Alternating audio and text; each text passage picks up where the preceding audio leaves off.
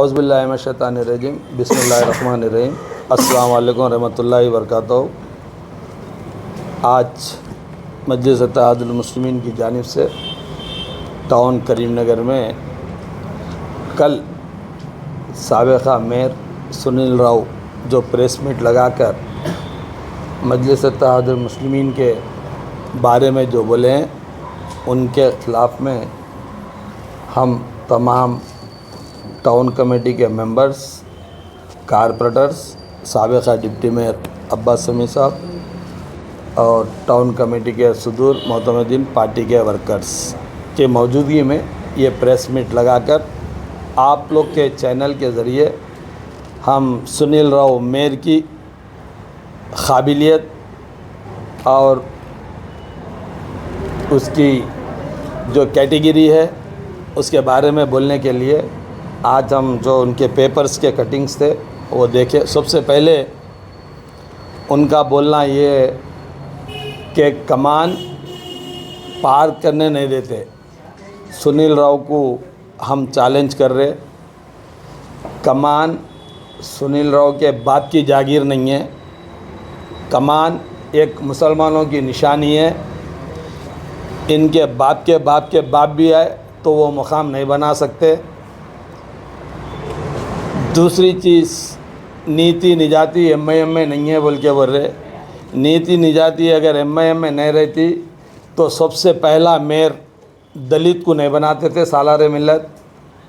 हमारे पास नीति निजाती है बोलकर एक दलित को एक बार नहीं 2 बार हम मेयर बनाए, तारीख़ 3 बार बनाए, उनको तारीख़ नहीं मालूम। और एमआईएम खाली एक मुसलमानों की पार्टी नहीं है, एमआईएम में दलित भी है, सिख भी है और दूसरे कम्युनिटी के भी लोग मौजूद है और कारपोरेटर्स भी है, काउंसलर्स भी है, वार्ड मेंबर्स भी है। उनको तारीख़ से उन्हें वाकिफ़ नहीं है। एक आदमी अपने ख़ुद की फैमिली में अपने ख़ास भाई का कत्ल करा, सियासी कत्लाना हुआ। जब इलेक्शन में उनका ख़ास भाई इनकी ख़ुद की भावत को ठहरा करना चाह रहा था तो अपनी बीवी को वहाँ ठहरा कर अपने ख़ास भावत को हराए। एक जो अपना ख़ानदानी खून का अपना ख़ास इनके माँ को ख़ुद पैदा हुए सो वाला भाई है। हमारे पास तो अगर वैसा मौक़ूफ़ आया तो हम कुर्बानी देते। अपने भाई को कत्ल करने वाला आज नीति निजाती की बात कर रहा। दूसरी चीज़, हाल ही में जब सत्यनारायण राव साहब यहाँ के मिनिस्टर थे उनको धोखा देने वाली नस्ल है ये। उसके बाद अब के जो मिनिस्टर है पुन्नम प्रभाकर साहब, उनके पैरां पड़े सो ये इलेक्ट्रॉनिक मीडिया और पूरा करीमनगर देखा है जो पैरां पड़ के गंगुला में पुन्नम प्रभाकर के पीछे फिरे सो इन्हों इक़्तिदार के भुक्के। कांग्रेस में जब तक थे कांग्रेस वालों के पैरां पड़ के, एमएसआर के पैरां पड़ के, पुन्नम प्रभाकर के पैरां पड़ के आप 10 साल सियासत गुजारे। उसके बाद फिर टीआरएस गवर्नमेंट पावर में आई तो तुम विनोद कुमार के पैरां पड़ लेके तुम टीआरएस में गए। टीआरएस में जाके तुम कारपोरेटर बने। कांग्रेस में भी तुम्हारा पावरफुल एमएसआर थे तो तुम वहाँ पर ना डिप्टी मेयर बने ना मेयर बने। मजलिस इत्तेहादुल मुस्लिमीन और विनोद कुमार के जूतियों की तुफैल है जो तुम मेयर बन के आज क्या बोलते सो बगावत करे, टीआरएस को और एमआईएम के बारे में गलत बोल रहे। आपके पॉलिटिकली बाप विनोद कुमार साहब को पूछिए, तुम्हारे को मेयर बनाने के लिए टीआरएस का एक बहुत बड़ा ग्रुप खिलाफ करा था और हम खुद बैरिस्टर असदुद्दीन ओवैसी साहब को बोलकर विनोद कुमार साहब के बोलने पर तुम्हारे को मेयर का क्या बोलते सो ओहदा दिलाए तो तुम नीति निजाती करने वाले और बोलने वाले हो गए।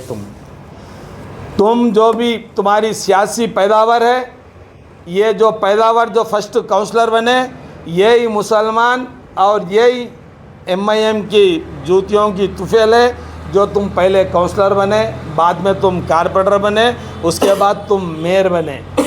2 बार यहाँ के powerful minister Gangula Kamalakar no confidence लगाने की कोशिश करे तो तुम कमरों में हमारे यही कारपोरेटरों को बुला के पैरा पड़ के लेवाली देवाली करके ठुड्डियाँ पकड़ के तुम क्या बोलते सो अपनी सीट को बचा लिए।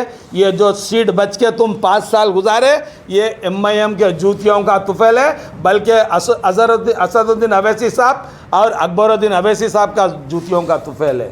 तुम्हारे कई स्टेटमेंट्स है, तुम आज जिसको तुम देवड़ू मान रहे, जो जिसको तुम खुदा मान रहे, यही बंडी संजय, ये जीत TRS की नहीं है, ये जीत MIM की है बोल के एक इलेक्शन नहीं 2 इलेक्शन में बोले, उसके क्लिप है। अगर तुम पढ़े लिखे काबिल है, तुमको अकल है, जैसे कि अब समी साहब बोले पागलों के दवाखानों में लेके जाओ, तो तुम निकाल के हिस्ट्री चेक करो, नहीं है तो आज रात में हम खुद हमारे पेजों से हमारे वक्त के यहाँ के बंडी संजय जो सेंट्रल मिनिस्टर है, उन्होंने हारने के बाद 2 बार भी असेंबली इलेक्शन आने के बाद ये जीत MIM की है, बोले नहीं बोले बताते, वो देखने के बाद टवर करने जाके नाक घसड़ के तुम तौबा कर लीजिए।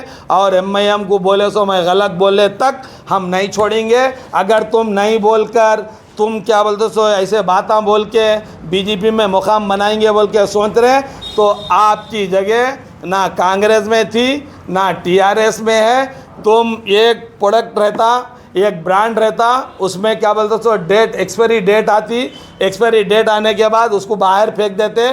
तुम पॉलिटिकली एक्सपायरी कैंडिडेट है, तुम्हारी डेट ख़त्म हो गई तो तुम कचरा थे, तो आज BJP के दर पे जा रहे। तुम्हारी जो भी काबिलियत है वो काबिलियत तुम्हारी कुछ भी नहीं है। तुम्हारी 10 क्लास से पहले तुम्हारा नाम एक था, तुम्हारे बाप का भी नाम एक था, तुम्हारे बाप की शादी होने के बाद आती, एक्सपायरी डेट आने के बाद उसको बाहर फेंक देते। तुम पॉलिटिकली एक्सपायरी कैंडिडेट है, तुम्हारी डेट ख़त्म हो गई तो तुम कचरा थे, तो आज BJP के दर पे जा रहे। तुम्हारी जो भी काबिलियत है वो काबिलियत तुम्हारी कुछ भी नहीं है। तुम्हारी 10 क्लास से पहले तुम्हारा नाम एक था, तुम्हारे बाप का भी नाम एक था, तुम्हारे बाप की शादी होने के बाद दूसरा बाप नाम रख लिया तुम भी, और उसके बाद दूसरा नाम रख लेके आज पब्लिक में तुम आके MIM को बोल रहे। खबरदार सुनील राव, अगर फिर तुम MIM को बोलेंगे तो तुम्हारे बाप की ज़िंदगी हमारे नज़रों के सामने है, तुम्हारी ज़िंदगी हमारे नज़रों के सामने है। फिर दोबारा बोलेंगे तो तुम्हारे घर की लेडीज़ के बारे में भी हम फिर सिद्दीपेट से FIR निकाल के फिर बोलना पड़ेगा। खबरदार, सियासत में सियासत के तरीके से सियासत लड़ो। आप पर्सनल आने की ज़रूरत नहीं है।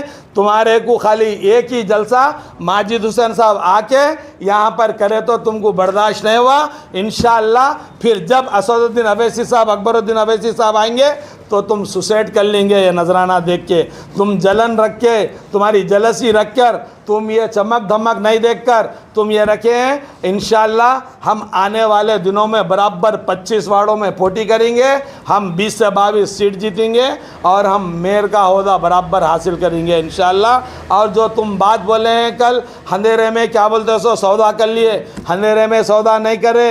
हम बराबर KTR और KCR साहब की रिक्वेस्ट बैरिस्टर असदुद्दीन अवैसी साहब को कन्वेंस करने से हमारे को सिर्फ 4 सीट पे लड़ो बोल के परमिशन मिला। फिर भी हम यहाँ का जो पावर था, यहाँ का जो डिमांड था, यहाँ की जो ताकत थी MIM की, हम देख के 10 ठहरा करे। 10 में से हम क्या बोलते सो 7 जीते, एक 29 वोट से हारे, एक 52 वोट से हारे, एक 52 वोटों से हारे। इंशाल्लाह ये तो 10 जीत रहे प्लस और 10 भी इंशाल्लाह फिर इलेक्शन में जीत के 20 प्लस हम जीत के इंशाल्लाह मेयर बनाएंगे। अब आइंदा अगर फिर तुम MIM के बारे में अगर बोलेंगे, पहले आप अपने गिरेबान में झांक के देख लो, तुम क्या नहीं बोले। तुम यही BJP के कारपोरेटरों को तुम्हारे चंबर में नहीं आने दे रहे थे, तुम BJP के कारपोरेटरों को 1 पैसे का फंड नहीं दिए। जब तुम्हारी भक्ति क्या थी, आज तुम्हारी घेरू भक्ति ऐसी कैसी हो गई। तुम्हारी औकात मालूम हो गया, तुम्हारे खून में खुद भगवा कलर है। तुम हमारी औकात, तुम्हारी औकात तुम बता दिए, ये तुम्हारी औकात यहाँ पर चलने वाली नहीं है। MIM पावरफुल है, तुम ज़्यादा फिर ऐसी कमान पार नहीं होने देते, हम ये नहीं होने देते बोल तो तुम्हारे को घर से भी नहीं निकलने देते। कौन रोकता, हम भी देखेंगे। दलित के एरिया में तुम रह के दलितों के वोटों से जीत रहे। इंशाअल्लाह तुम्हारा यही वजूद मैसम्मा चट्टू के पास से चालू हुआ था। यही मैसम्मा चट्टू खाने से हमारे दलित भाई, मुस्लिम भाई सब मिलकर तुम्हारे को म्युनिसिपल में भी नहीं जाने देंगे। तुमको अगर चैलेंज है वाक़ई, तुम तुम्हारे बाप को पैदा हुए, तुम बीजेपी से टिकट लेके ठहरा करो, एमआईएम से बराबर यहाँ से एमआईएम से कैंडिडेट ठहरेगा। जब देखेंगे तुम जीतते या एमआईएम जीतती, कौन जीतती, ये बात हम बोल लेके आप दूसरों की पेस्ट कापी मत करो। खबरदार सुनील राव, अपने हद में रह के आप बात करो। आइंदा फिर बैरिस्टर असदुद्दीन अवैसी साहब और अकबरुद्दीन अवैसी साहब और एमआईएम के बारे में बोलेंगे तो खबरदार ठीक नहीं रहेगा। और तुम ये बोलने वाले हो गए कि किरण कुमार रेड्डी क्या बोलते सो उनकी तारत निकाल दिया। किरण कुमार रेड्डी का आज एड्रेस नहीं है, इंशाल्लाह पॉलिटिकली एड्रेस करीमनगर सुनील राव का भी नहीं रहेगा इंशाल्लाह। ये एमआईएम का दावा है। मैं तमाम मीडिया वालों का, हमारे एमआईएम के जितने भी जिम्मेदार हैं, मैं उन लोगों का शुक्रिया अदा कर रहा हूँ। मैं जो वर्ड बोला आप वो वर्ड आपके चैनलों के ज़रिए, पेपर के ज़रिए शेयर करिए। खुदा हाफिज़, शुक्रिया। अस्सलाम वालेकुम रहमतुल्लाहि व बरकातुहू। డెవలప్మెంట్ అయింది మరియు ఎంఐఎం చరిత్ర కరీంనగర్లో 2005లో కార్పొరేషన్ అయినప్పుడు అప్పుడు మా ఎంఐఎం కార్పొరేటర్ 9 మంది గెలిస్తే అప్పుడు ఉన్న వైఎస్ రాజశేఖర రెడ్డి గారు పిలిచి మేయర్ డిప్యూటీ మేయర్ మీరే తీసుకొని తెలుగుదేశం వాళ్ళు రావద్దు అని చెప్తే మా దగ్గర అప్పుడు బీసీ క్యాండిడేట్ లేకుంటే మా పార్టీ డిసిషన్ తీసుకున్నది మేయర్ కాంగ్రెస్కి ఇచ్చి డిప్యూటీ మేయర్ పదవి మా పార్టీ నాకు ఇచ్చింది। మేము ఎవరికి ప్రపోజ్ చేసినా ఆ వ్యక్తి మేయర్ అయిండు డి శంకర్।